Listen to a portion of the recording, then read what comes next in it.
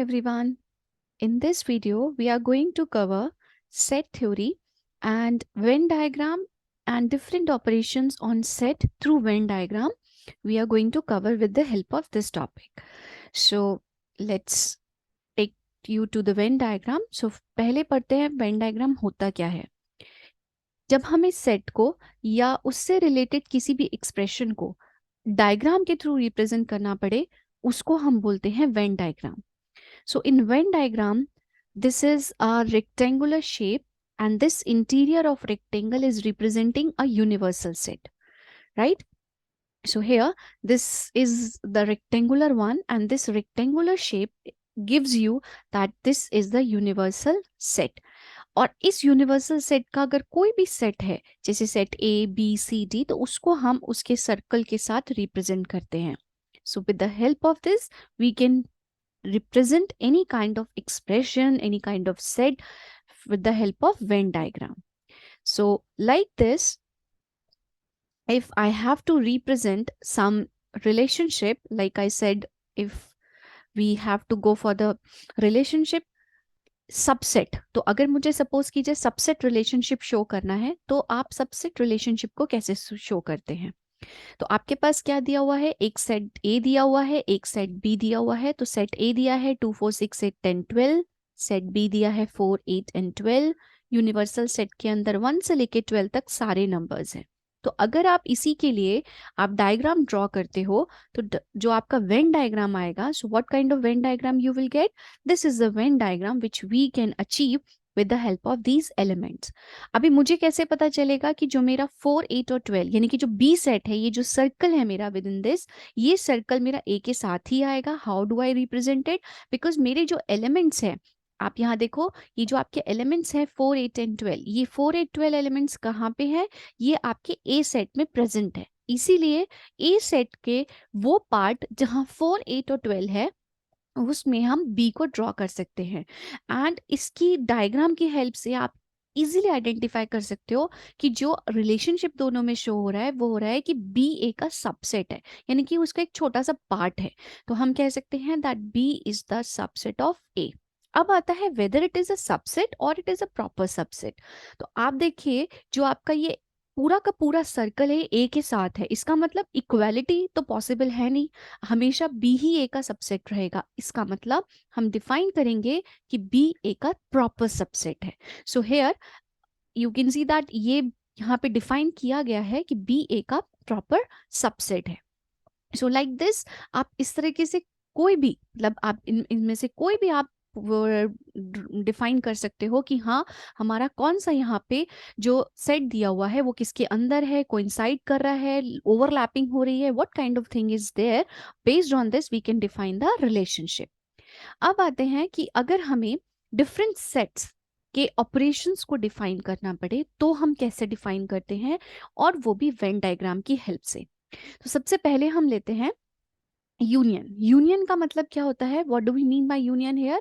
Union का मतलब होता है जिनमें हम ए और बी सेट के सारे एलिमेंट्स को, मतलब उसके दोनों के एलिमेंट्स को एक साथ, यानी कि या तो वो ए में हो या बी में हो, उन दोनों एलिमेंट्स को हम एक साथ लिखें, उसको हम बोलते हैं यूनियन.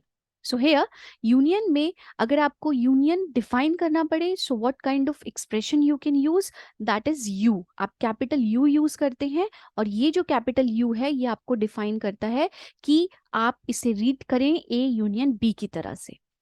अगर इसको मुझे सिंपली रोस्टर फॉर्म में डिफाइन करना हो, तो x is an element of A union B where x either belong to A और इट बिलोंग्स टू बी. अगर मेरे पास एग्जाम्पल है a is equals to 5 7 8, b is equals to 2 7 9 10 11, तो आपका जो आंसर आएगा यूनियन करने के बाद वो आएगा 2 5 7 8 9 10 11. अब इनमें अगर सपोज करते हैं फॉर एग्जाम्पल मेरा 8 यहाँ भी दिया है, b is also consisting of 8, तो जब हम यूनियन फाइंड आउट करते हैं तो यूनियन में जो ये 8 है ये रिपीट नहीं होना चाहिए, इट शुड नॉट रिपीट, और we can say we have to eliminate the duplicate elements from the union part. So here when you are going to draw Venn diagram for the same, then the complete region of A and B will be covered in A union B. तो हम इसमें क्या करते हैं, ए union B को मिला के पूरा का पूरा रीजन वो कवर करते हैं यूनियन पार्ट पे। आगे देखते हैं कि जब हम यूनियन के अलावा, because we have other operations as well, तो अगर हमें यूनियन के अलावा दिया हुआ है, so what are the other operation, that is intersection. Intersection मतलब जो दोनों में कॉमन पार्ट होता है। अगर मुझे ए और बी सेट दिया हुआ है तो ए और बी सेट के साथ आपकी जो कॉमन एलिमेंट्स होंगी, यानी कि जो ए और बी दोनों में प्रेजेंट होने चाहिए, उन एलिमेंट्स को हम कहते हैं इंटरसेक्शन। सो यहाँ पे ये जो इन्वर्टेड यू है इसको रिप्रेजेंट किया जाता है इंटरसेक्शन सिंबल से, एंड जब हम इसे रीड करते हैं तो इसको हम ए इंटरसेक्शन बी की तरह रीड करेंगे। अगर इसे रोस्टर फॉर्म में डिफाइन करना पड़े तो x is an element, x belongs to a and x belongs to b। Elements दिए हुए हैं 1 2 3 4 5 1 3 9 12। तो इन दोनों में जो कॉमन एलिमेंट्स है वो सिर्फ दो ही एलिमेंट्स है, 1 एंड 3। वेन डायग्राम के थ्रू अगर आप इसे रिप्रेजेंट करते हो तो ये सेट ए है, ये सेट बी है। क्योंकि पूरा का पूरा सेट बी ए में नहीं है या पूरा का पूरा सेट ए बी के अंदर नहीं है, इसीलिए एक छोटी सी ओवरलैपिंग है कि सेट ए और बी दोनों एक दूसरे को ओवरलैप कर रहे होंगे, and that overlapping area is defined as your intersection part, which consists of element 1 and 3. So this is the intersection which is defined with the help of this Venn diagram, as well as you can define it with the help of your roster form. Now like this we can have other operation, complement. So complement is also called as a relative complement. We can also define it as a difference of set. So difference, as you all know mathematically, difference means कि हम जब कोई subtract करते हैं part को तो उस subtraction part को हम बोलते हैं this is a difference. तो अगर हम यहाँ पे difference की बात करें तो यहाँ पे difference का मतलब a minus b, like you define a subtraction part, and when you define what is subtraction here, तो ऐसे एलिमेंट्स जो सिर्फ और सिर्फ ए को बिलोंग करें, बी को ना करें। तो अगर आप एग्जाम्पल के थ्रू थोड़ा सा समझें तो हम क्या कहना चाहते हैं, ये ए बी सी है, ये B C D E F G है। अब आप देखो जो एलिमेंट्स दोनों में है, कॉमन है, उसको आप हटा दीजिए। लाइक बी है तो बी को हटा दिया, सी है तो सी हटाया, तो मेरे पास ए माइनस बी क्या बचेगा, I have left with A. Like this, if somebody will ask you that what will be the result for b minus a, so in that way जब हम b minus a define करते हैं तो b minus a के लिए आप क्या कर सकते हो, that you can take here b c d e f g like this, ये डिफाइन किया गया है आपको। तो जब आप इसको डिफाइन कर रहे हैं तो यहाँ पे मैं क्या करूँ अभी कि मेरे को जो एलिमेंट्स दिए हुए हैं वो एलिमेंट्स के लिए मैं यहाँ पे बी दिया है तो मैं बी को कट करूं, राइट। लाइक दिस मुझे सी दिया हुआ है तो मैं सी को भी कट कर दूं। लाइक दिस अगर मुझे डी दिया है तो मैं डी को भी कट कर दूं। तो अभी मैं क्या करूंगी, मैं ए के एलिमेंट्स को कंपेयर करूंगी कि हाँ मेरे जो ए के एलिमेंट्स हैं वो मेरे यहाँ पे वापस आ जाए। तो अभी देखें तो ए बी में है नहीं है, इसीलिए हम नहीं देख रहे हैं। बी जो सेट ए का एलिमेंट बी है क्या वो बी में है, यस, तो इसको कट कर देंगे। सी है, यस, कट कर दिया। तो अभी इसके अलावा तो कोई और एलिमेंट नहीं बचा, तो मेरे पास बी माइनस ई, ए में बचता है डी ई एफ एंड जी, ये एलिमेंट्स बचते हैं मेरे बी माइनस ए सब्ट्रैक्शन में। तो अगर आप देखो तो यहाँ पे जो a माइनस बी का एरिया है वो a माइनस बी के एरिया को हम कहेंगे that this is the a minus B, मतलब जो सिर्फ और सिर्फ a को बिलोंग करता है, राइट। इसी तरीके से जो b माइनस ए का एरिया होगा वो होगा सिर्फ b के पार्ट का, ये b माइनस ए है, तो सिर्फ और सिर्फ b का रीजन जिसको मैं a से हटा दूं, राइट। तो overlapping part is remove from the set b, then it is said to be a difference of b minus A और a माइनस बी, ठीक है।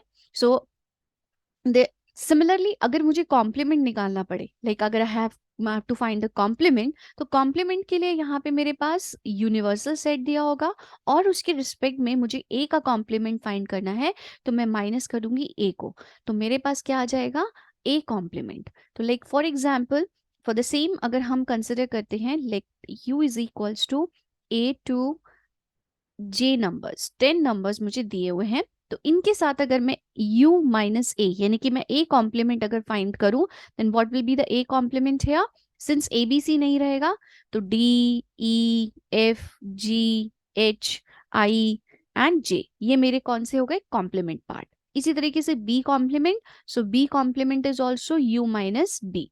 सो we can find out A B, C, D, E, F, G है, then H, then I, then J. So this is the B complement. That's why इसको हम बोलते हैं relative complement. क्यों? क्योंकि मुझे इसे किसी के रिस्पेक्ट में निकालना है, लाइक यूनिवर्सल सेट के रिस्पेक्ट में निकालना है या A माइनस बी के साथ निकालना है, तब हम इसको बोलते हैं that this is going to be the universe complement or it is a relative complement, right? Like this. Let's go to the next one. Like compliment I said, तो कॉम्प्लीमेंट ए बार से रिप्रेजेंट करते हो आप. तो यहाँ पे मैंने आपको पिछले बार उसमें बताया भी था कि ए कॉम्प्लीमेंट को ए बार से रिप्रेजेंट कीजिएगा. और अगर रोस्टर फॉर्म में इसको डिफाइन करना पड़े तो एक्स के एक्स एलिमेंट्स जो कि ए सेट को बिलोंग ना करते हो, उन एलिमेंट्स को आपको यहाँ पे ए कॉम्प्लीमेंट पार्ट पे लेके आना है. So then only you can define a complement of that set. So if you will define that A set is given, universal set is given, and A dash I have to find out, then for A dash you can see that it is 2 comma 4 because 1 3 and 5 they are already cut it down, so you are left with only 2 4 in complement. And if I have to represent it with the help of a Venn diagram, then this is going to be the Venn diagram, that the portion which is not a part of set A and it is a part of universal set, that is considered as a complement of A. Like this. Let's move on to the next one. This is the symmetric difference. Now the next operator of set is symmetric difference, and this symmetric difference is represented with the help of your delta. So here if I have to represent it, तो आप इसे delta से represent कर सकते हो, इसे आप XOR symbol से भी रिप्रेजेंट करते हो. तो ये आपका डिफाइन करता है that what is a symmetric difference. अगर सिमेट्रिक डिफरेंस की बात करें तो इन शॉर्ट इसको हम बोलते हैं ऐसे एलिमेंट्स जो या तो सिर्फ ए में हो या सिर्फ बी में. तो ए के एलिमेंट्स को निकालने के लिए मुझे ए माइनस बी करना पड़ेगा, बी के एलिमेंट्स को निकालने के लिए बी माइनस ए करना पड़ेगा. Taking the union of these two will give you the result of symmetric difference. Here, as you can see that X belongs to A union B, but it should not belong to their intersection, then it is a symmetric difference. So here, taking a union of all the elements of set A and B, and then taking the intersection part of A and B, and when you are going to eliminate 3 and 4 from the union part, you are left with these elements which define its symmetric difference. And diagrammatically अगर Venn diagram के through आप इसे represent करना चाहो तो ये मेरा set ए है, ये मेरा सेट बी है. So this is going to be my set A and B. और अगर मुझे ये दिखाना पड़े कि मेरा सिमेट्रिक डिफरेंस वाला पार्ट कौन सा पोर्शन कवर करेगा, तो ऐसे एलिमेंट्स जो या तो सिर्फ सेट ए में है या फिर मेरे सेट बी में है, ये जो पोर्शन है, ये portion, this is not a part of symmetric difference. ये सिमेट्रिक डिफरेंस का पार्ट नहीं होता है. ठीक है, तो this is the next operator. We can say कि ये मेरा नेक्स्ट ऑपरेटर था. तो अगर आप देखो तो जो सिमेट्रिक डिफरेंस के लिए आइडेंटिकल एक वो दिया गया है, तो ये वेन डायग्राम है. लाइक आई सेड कि जो आपके सिर्फ सेट ए में हो या सेट बी में हो, ऐसे एलिमेंट्स को हम बोलते हैं symmetric difference. Now let's take a one question over here. Represent the following as a Venn diagram. So we have to define A complement intersection B union C. तो मेरे पास 3 set दिए हुए हैं और उन 3 सेट के थ्रू मुझे represent करना है कि ये कौन सा पोर्शन होगा, कौन सा एरिया होगा. Like this I have A intersection A complement intersection C minus B. तो इन दैट वे आपको ये बताना है कि कौन सा होगा. तो अगर मैं पहले वाले क्वेश्चन का आंसर देखूं तो A complement, so what will be the A complement here. If you will check out तो A कॉम्प्लीमेंट में कौन सा एलिमेंट होगा मेरा. ये सपोज करते हैं this is a universal set, this is my A set B C. A हो गया, मेरा बी है, ये सी है. तो ए कॉम्प्लीमेंट में कौन सा एरिया आ जाएगा, जो सारा का सारा मतलब कॉम्प्लीमेंट पार्ट से जो ए में ना हो. तो this all will be covered in set A. ये सब मेरा सेट ए में आएगा. This all going to be a complement. अब आते हैं बी यूनियन सी, तो बी यूनियन सी का कौन सा पोर्शन हुआ, ये दोनों, ये वाला पोर्शन मेरा बी यूनियन सी है। तो ए कॉम्प्लीमेंट में ये है और बी यूनियन सी ये है, तो कॉमन पोर्शन कौन सा हुआ, the one which is covered with the help of this diagram. ये जो होगा ये मेरा कहलाएगा, this is going to be the Venn diagram for the given expression. So as you can see that in the next diagram, that this is the portion which is covered with the help of the given expression. Like this, the second expression given to us, c minus b and taking intersection with complement. तो c minus b अगर आप देखो तो what is the portion which we have in c minus b here? So complement part तो वही रहा आपका. Let's say this is going to be my diagram once again. तो मेरा complement part तो यही हो गया वापस से. ये मेरा सेट A है, ये मेरा सेट B है और ये मेरा सेट C है. अब आते हैं, जब ये कह रहे हैं हमें C minus B find out करना है, तो C माइनस बी का मतलब सिर्फ ऐसा पोर्शन जो C में बिलोंग करता हो. तो ये रीजन है, this region is only C minus B. तो इस C माइनस बी को अगर पूरे A कॉम्प्लीमेंट के साथ अगर देखा जाए तो ये क्या कहलाएगा, this is the area which is covered and taking a intersection with complement. That's why when you will find that what is the resultant Venn diagram for the same, so you can see that this is going to be the resultant Venn diagram for the same expression. Now taking another question, we have to identify the best relationship among the given classes. I have a class of mother, grandmother and females. So in case if I have to represent the set, अगर मैं इसको set की तरह लूँ तो मेरे पास सबसे पहले दिया होगा females का set, right? Within that female I have some grandmothers and mother. तो जो grandmother है वो mother भी होंगे. So considering this thing, अगर आप इस चीज को consider करते हैं तो आप समझ पाएंगे कि हाँ आपका डायग्राम जो होगा वो किस तरीके से आपको दिखेगा, right? So these are the expression and this is the resultant value और diagram for the given question. तो आपके पास ये पूरा फीमेल सेट है, as this is the complete set, universal set of females, and this is the complete set. ये मेरे पास पूरा मतलब एक कह सकते हैं ह्यूमन यूनिवर्सल सेट है जिसमें से कुछ फीमेल्स हैं. तो ये मेरा फीमेल सेट हो गया. और फीमेल सेट में देर आर सम मदर्स, तो वो मेरे मदर सेट हो गए. और उन मदर्स में से कुछ ग्रैंड मदर्स हैं तो वो मेरी ग्रैंड मदर सेट हो गया. सो this is the Venn diagram for the same.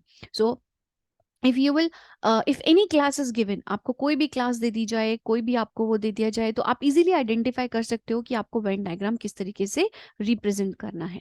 So here the option is the correct, A is the correct answer. Next operator for the set theory, Cartesian product की बात करते हैं. तो ये जो resultant value देता है वो एक तरीके से यहाँ पे टपल्स होते हैं, कुछ ऑर्डर्ड पेयर्स होते हैं. तो इसको इसकी टेक्निकल डेफिनेशन के अकॉर्डिंग अगर देखा जाए, then how it is defined, A multiply by B because it is a product. तो प्रोडक्ट हम हमेशा किससे डिफाइन करते हैं, ए मल्टीप्लाई बाय बी से. ए मल्टीप्लाई बाय बी में जो रिजल्टेंट वैल्यूज आती हैं वो क्या आएंगी, ordered pair A comma B. जबकि ए मेरा सेट ए को बिलोंग करेगा और बी मेरा सेट बी को बिलोंग करेगा. This is going to be my A multiply by B. Like this, अगर आपको कोई भी सेट दिया हो तो आप उस सेट के लिए यहाँ पे कार्टेशियन प्रोडक्ट डिफाइन कर सकते हैं. You can define a Cartesian product for the same. Like taking an example for this Cartesian product, if I have a set A and set B, set A consists of two elements, good, bad, set B consists of student and professor. So in that case, आप जब इसे multiply करते हैं तो like मैं आपको एक mathematical calculation बताती हूँ. 45 मल्टीप्लाई बाय 12 सपोज हम मल्टीप्लाई करें, तो मल्टीप्लाई करने के लिए लॉजिकली हम क्या करते हैं, यहाँ पे 2 मल्टीप्लाई बाय 5 करते हैं, फिर हम 2 मल्टीप्लाई बाय 4 करते हैं, फिर ये एक जगह आपकी खाली चली जाती है पूरी, फिर 1 मल्टीप्लाई बाय 5 होता है और 1 मल्टीप्लाई बाय 4. इसका मतलब मैं क्या कर रही हूँ, हर एक नंबर को दूसरे नंबर से मल्टीप्लाई कर रही हूँ. तो ये मेरे ऑर्डर्ड पेयर्स फॉर्म कर रहे हैं कि 2 4 1 5 1 4 लाइक दिस. सिमिलरली जब हम सेट की बात करें तो गुड को स्टूडेंट के साथ, गुड को प्रोफेसर के साथ, देन बैड को स्टूडेंट के साथ एंड बैड को प्रोफेसर के साथ. तो हम अगर देखें तो टोटल कितने पेयर्स बनेंगे मेरे, 2 pairs for the good and 2 pair for the bad. So like this I have 4 pairs of these A multiplied by B. Similarly for b multiply by a अगर आप करते हो तो b मल्टीप्लाई बाय a के लिए आपका क्या हो जाएगा, that student, student good, student bad, professor good and professor bad. Again I have a 4 pairs, सो ये मेरे चारों पेयर्स यहाँ पे फॉर्म हो जाते हैं. Taking another example, set A consist of X by and ABC. तो एक्स वाई एंड एबीसी के साथ अगर आप मल्टीप्लाई करो तो एक्स को ए के साथ मल्टीप्लाई करेंगे, एक्स को बी के साथ मल्टीप्लाई करेंगे, एक्स को सी के साथ मल्टीप्लाई करेंगे. How many pairs it form? 3 pairs. Now x will be multiplied by a, y will be multiplied by b, y will be multiplied by c. तो y को भी 3 के साथ किया तो 3 पेयर इसके, 3 पेयर इसके, टोटल कितना हो गया मेरा? I got total 9 pairs of it. तो similarly आपको कोई भी एलिमेंट दिया हो तो आप किसी भी एलिमेंट के लिए यहाँ पे फॉर्म कर सकते हो कि what will be the multiplication for the same. Now some important points about it. A multiply by 5, अगर मैं किसी भी नल सेट के साथ इसको मल्टीप्लाई करूं तो A multiply by 5 will be a null set. क्यों? क्योंकि आप किसी भी नल सेट के साथ जब करोगे तो कोई जीरो, जैसे मैं किसी भी नंबर को एक्स को मैं जीरो के साथ मल्टीप्लाई करती हूँ तो मुझे जीरो मिलता है. लाइक दिस यहाँ पे जीरो क्या है? Null set. तो आप किसी भी सेट को जीरो के साथ मल्टीप्लाई करोगे तो आपको जीरो मिलेगा, चाहे आप लेफ्ट साइड से कीजिए चाहे राइट साइड से, you will get these two results. For any two non-empty sets A and B, you will never get A multiply by B, B multiply by A equal. ऐसा जरूरी नहीं है. अगर A और B equal है, then they can be equal. Otherwise, for non-equal subsets, these two are also non-equal. Here, the Cartesian value, that is the cardinality value, here A multiplied by B will be is equal to the number of elements in set A and the number of element in set B. Like for example, the cardinality of set A is 2 and the cardinality of set B is 3, then the cardinality of A multiplied by B will be 6. आपको 2 multiplied by 3 मिलेगा. Right इसी तरीके से अगर आप एक से ज्यादा नंबर्स के साथ मल्टीप्लाई करते हो, एक से ज्यादा सेट के साथ मल्टीप्लाई करते हो, तो आपके जो ऑर्डर्ड पेयर्स हैं वो बढ़ते जाएंगे. जैसे ए मल्टीप्लाई बाय बी में आपके जो नंबर ऑफ ऑर्डर्ड पेयर्स हैं वो एक्स वाई है. ठीक है, अगर A multiply by B multiply by C करते हैं तो ये हो जाएगा X Y Z. So number of tuples will be increased as per your number of sets which are going to be multiplied. So you need to take care of the thing that when you will multiply the thing, just find out how many sets you have taken. So thank you. Thank you. So in this video, we have only this much. Goodbye.